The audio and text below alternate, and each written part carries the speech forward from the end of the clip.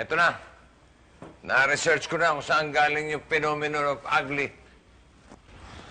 Victor, mamaya na yan. Pautangin mo muna ako. Nagkakagami ka na sa labas. Hahabol ako. Tatay, pag-aralan na muna po kasi natin to.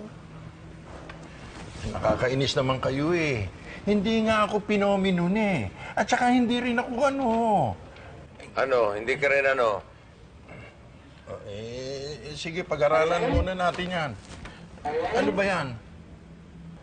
Nagsimula siya sa Malabeti Lapea lang na isang pangit na babae, nagkagusto sa isang gwapo, tapos lumabas na yung mga ganito. Wala kayong pake sa mga pabebe namin.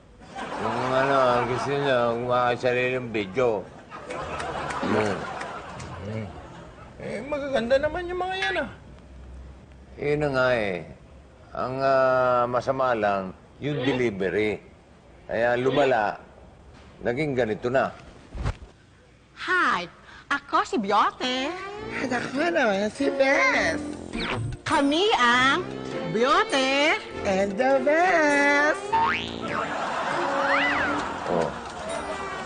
Oh, ito pa isa. Huwag magtiwala sa mga boys. Puro sila mga takshel. Takshel. Takshel. Takshel. Takshel. Takshel. Yan ang phenomenon of ugly.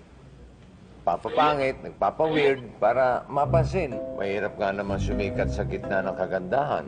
Mas madaling lumutang sa ilog ng kapangitan at pagiging weird. Taksel. Kakay. Taksel. Kakay. Taksel. Ano ba? Parang virus nakakahawa.